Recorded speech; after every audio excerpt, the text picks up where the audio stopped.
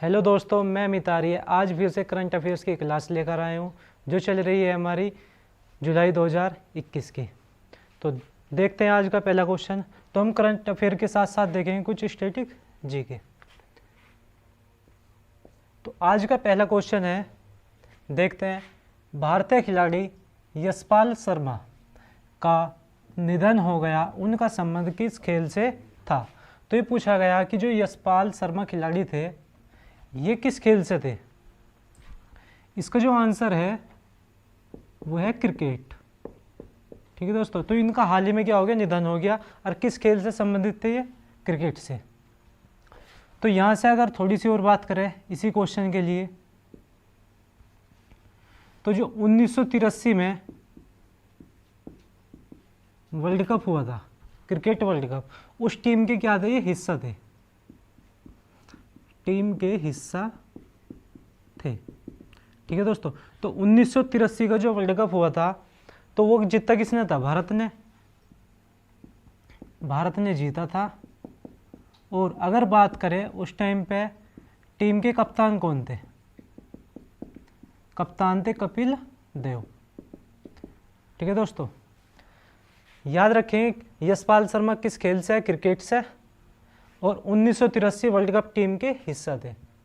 देखते हैं आज का अगला क्वेश्चन, दूसरा। भारतीय ताप विद्युत निगम द्वारा, या शॉर्ट में बोल देंगे एनटीपीसी द्वारा, देश का सबसे बड़ा सौर ऊर्जा पार्क कहाँ स्थित है?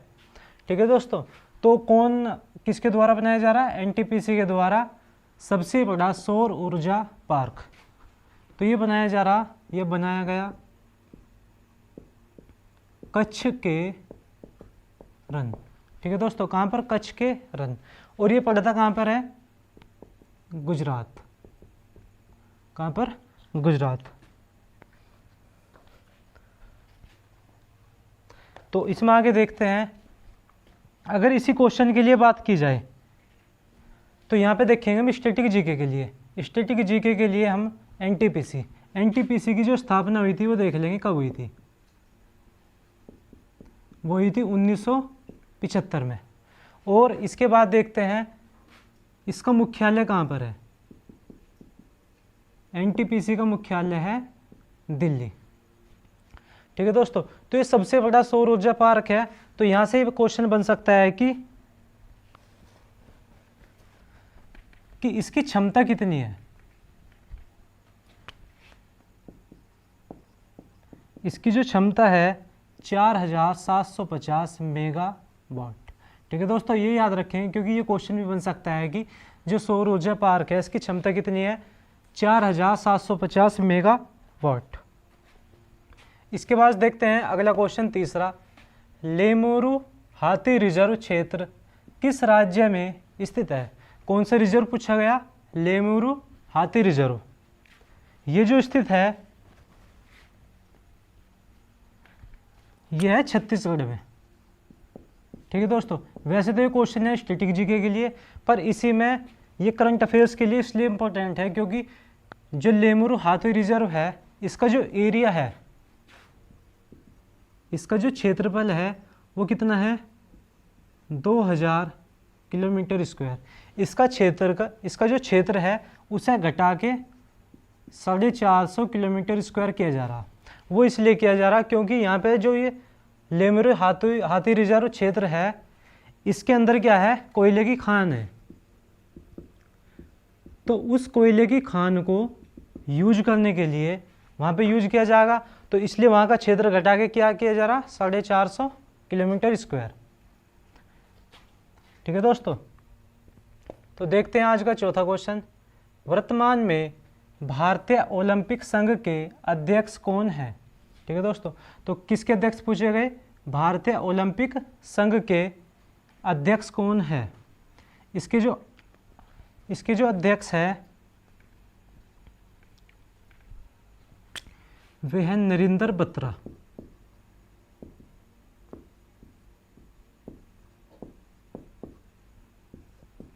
ठीक है दोस्तों, भारतीय ओलंपिक संघ के अध्यक्ष कौन है? नरेंद्र बत्रा।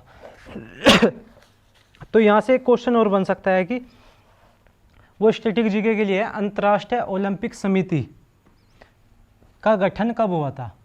अंतर्राष्ट्रीय ओलंपिक समिति का गठन कब हुआ था? अंतर्राष्ट्रीय ओलंपिक समिति का गठन ये जो हुआ था 23 जून 1894। ठीक है दोस्तों, याद रखेंगे अंतर्राष्ट्रीय ओलंपिक समिति का जो गठन हुआ था 23 जून 1894। और इसी 23 जून को क्या मनाया जाता है? अंतर्राष्ट्रीय ओलंपिक दिवस। तो ये याद भी रखेंगे कि अंतर्राष्ट्रीय ओलंपिक दिवस कब मनाया जाता है? 23 जून, क्योंकि 23 जून को क्या हुआ था? अंतर्राष्ट्रीय ओलंपिक समिति का गठन हुआ था। इसके बाद देखते हैं आज का 5वां क्वेश्चन। भारत के केंद्रीय वित्त मंत्री ने किस देश में भीम यूपीआई को लॉन्च किया है? ठीक है दोस्तों, तो अब तक तो भीम यूपीआई कहाँ पे चल रहा था? हमारे देश में चल रहा था। इसके बाद ये एक और देश में लॉन्च किया गया, तो वो देश है भूटान। ठीक है दोस्तों, याद रखेंगे कौन सा देश है? भूटान। तो यहाँ से एक बात करते हैं, पहले हम देखते हैं यहाँ पे भीम। तो यहाँ से ये क्वेश्चन बन सकता है कि भीम, इसकी फुल फॉर्म क्या है भीम की? तो ये है भारत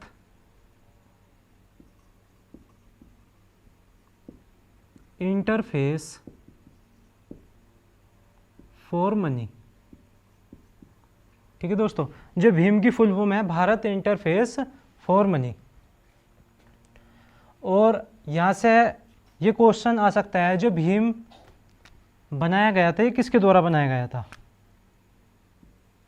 ये बनाया गया था NPCI के द्वारा। किसके द्वारा बनाया गया था? NPCI के द्वारा। अगर यहाँ पे देखा जाए तो NPCI की फुल फॉर्म क्या होगी? नेशनल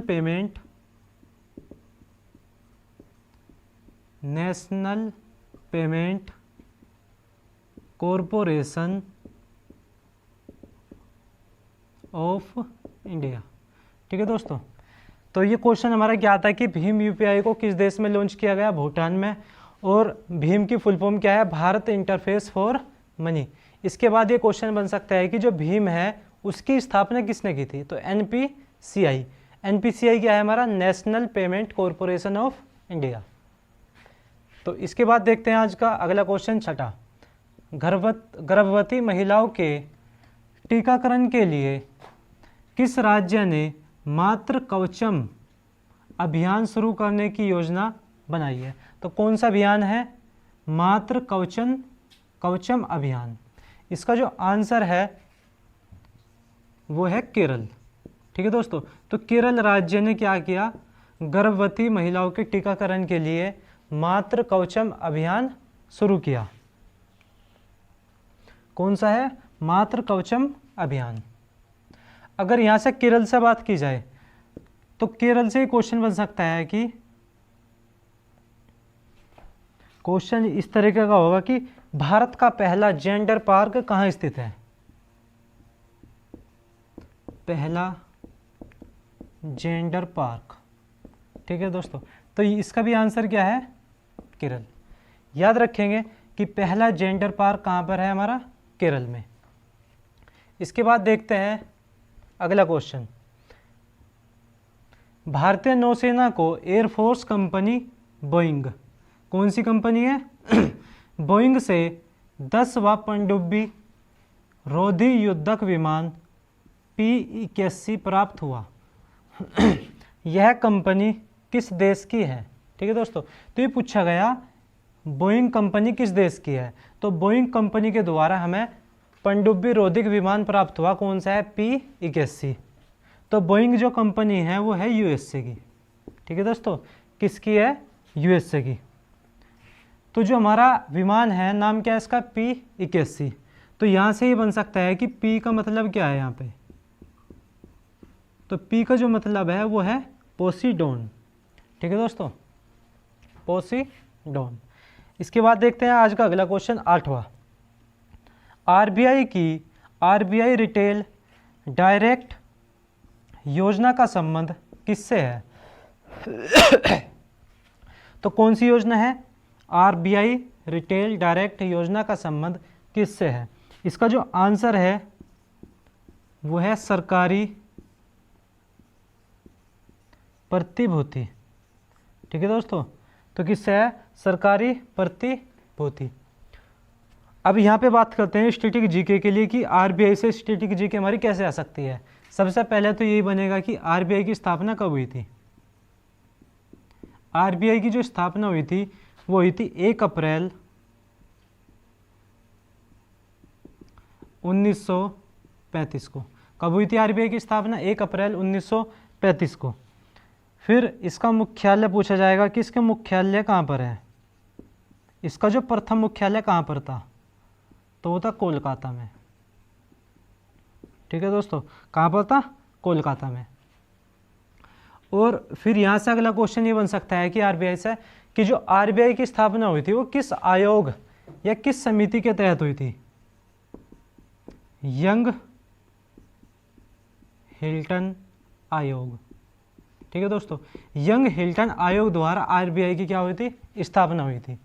इसके बाद यहां से एक और क्वेश्चन बन सकता है कि आरबीआई का प्रथम गवर्नर कौन था? आरबीआई का प्रथम गवर्नर